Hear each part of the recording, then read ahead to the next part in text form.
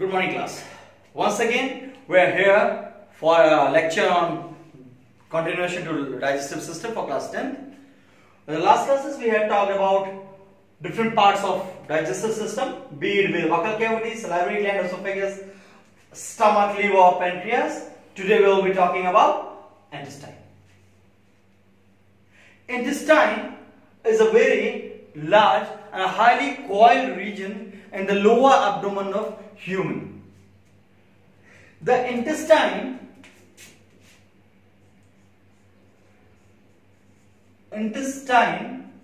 is basically divided into two parts. The first is the small intestine and the second is the large intestine. Two parts, the small intestine and the large intestine. And the diagram over here, I have shown small intestine with straight lines and the curved lines show the large intestine. Let me tell you over here only, the name small and large is not derived from the length of the intestine. If we talk according to the length, then small intestine is longer than the large intestine. Do remember this? Once again I am saying, in terms of length, the small intestine is larger as compared to the large intestine. The names are opposite, but they are so because of in terms of diameter. Both the large and the small intestine are muscular cylindrical structures, and every cylindrical structure has a diameter. So small intestine has a smaller diameter as compared to the large intestine. Now let us see, the small intestine is divided into three parts: duodenum, jejunum and ileum. Whereas the large intestine is divided into cecum, colon and the rectum. This colon is divided in three: the ascending colon, the transverse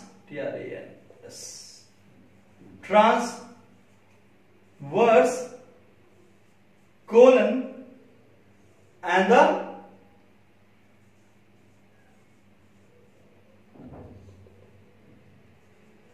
descending colon. No doubt, a few books talk about fourth category of colon, that is sigmoidal colon. So you can make a note of that also. But here we have divided intestine into two parts, small and large intestine, depending upon the diameter, and small intestine is divided into three parts: the duodenum, jejunum and ileum. The large intestine into three parts: cecum, colon and rectum.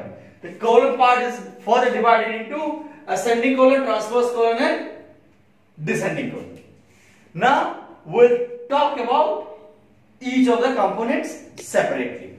So first we are going to talk about small intestine. We have a lot of important things in small intestine as compared to large intestine. So I'll rub the parts. I hope you have made a note of this, and then we'll start talking about small intestine.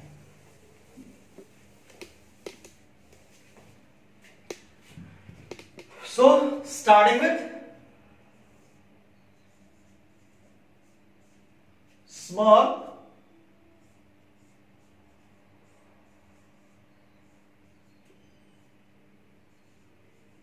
intestine.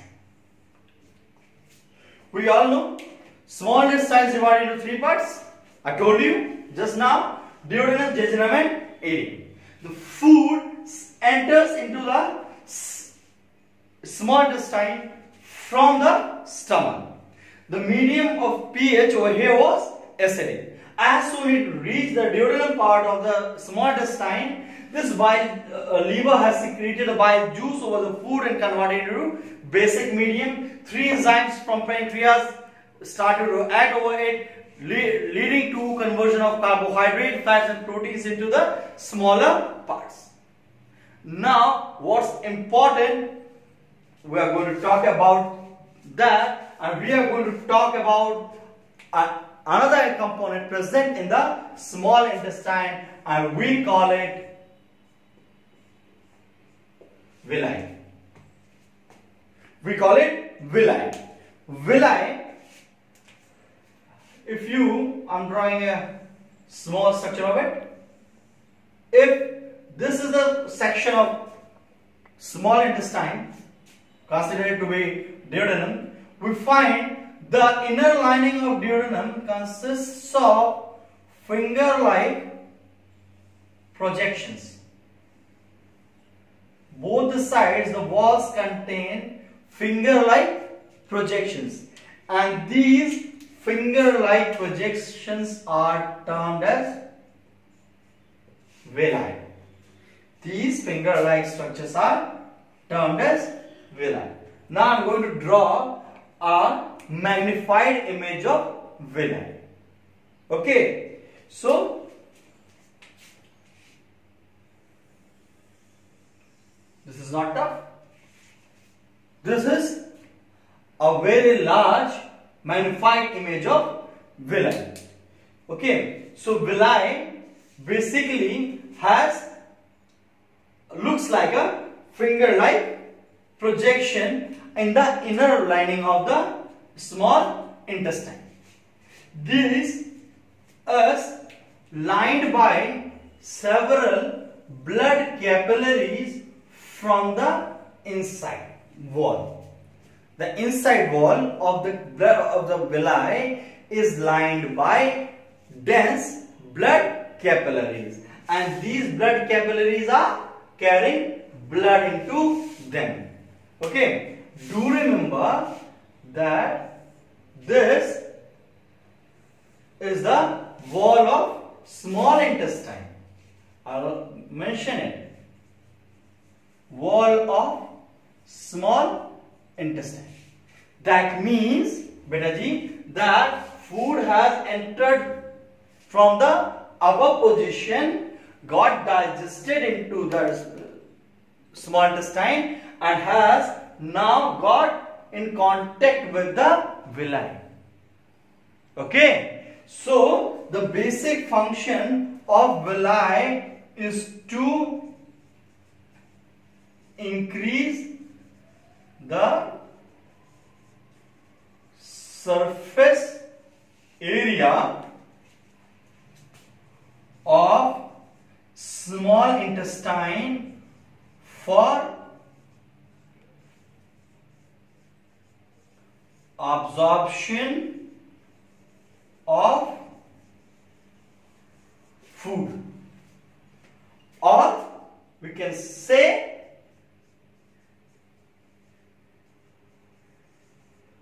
nutrients. If you see this diagram, if these projections were not to be there, only the walls are there, and compare it with the diagram with the projections, you find that the surface area with the projections villi has increased. This facilitates efficient absorption of the food material. Now there is a question, how does this absorption system work? So if we take this as a small section of the villi, we find that this villi underneath is lined densely by the blood capillaries. The nutrients I am showing with black dots are over here, and blood is flowing in the capillaries. So taking a very simple concept that this would now act as a semi-permeable membrane. Semi-permeable membrane. Okay, and or basically not, if not membrane, this will act as, okay, semi-permeable membrane. The concentration of nutrients is high in the intestine, that is inside of the intestine, and the concentration is quite low in the blood. So these nutrients will start to flow from higher concentration to the lower concentration, and by this process the transfer of nutrients will take place. The nutrients will get transferred from the intestine into the blood, and now this blood will flow throughout our body and transport the material, the nutrients, to each and every part, to each and every cell. And this movement of nutrients from higher concentration to lower concentration will be termed as diffusion.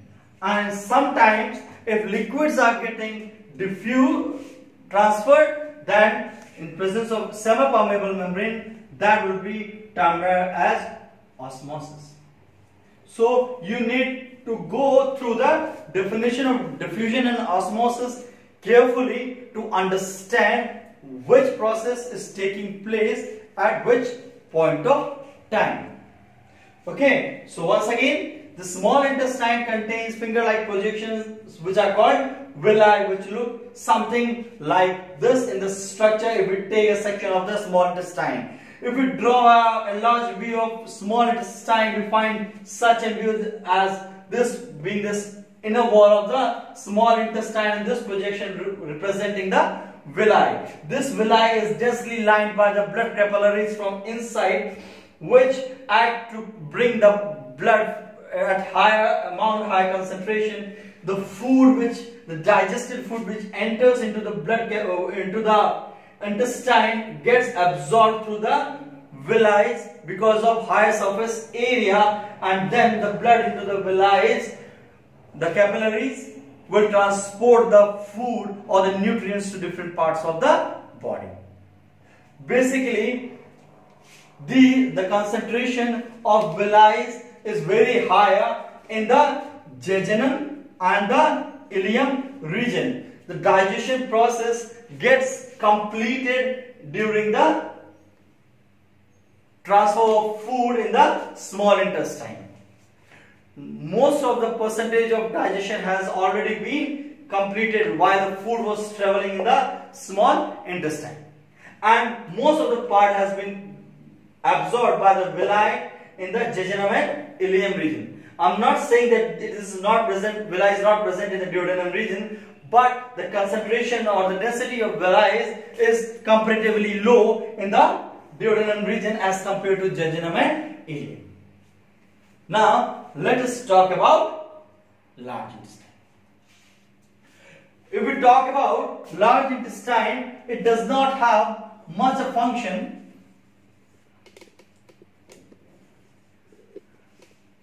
in digestion, because the digestion has already got completed in the small intestine. So what remains behind is the absorption part, and I told you that most of the absorption has also taken place in the villi region. So what is left is absorption of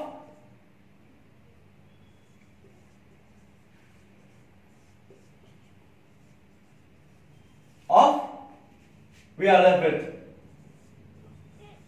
absorption of water, vitamins and minerals. These three absorptions basically take place in the large intestine. The leftover material, which will be called the waste or the fecal material, will be transported along the large intestine and stored in the rectum region, which will be then discarded from the anus. Let me bring to your notice one more point, that in the large intestine at the cecum position, cecum part of the intestine, there is presence of a vermiform appendix,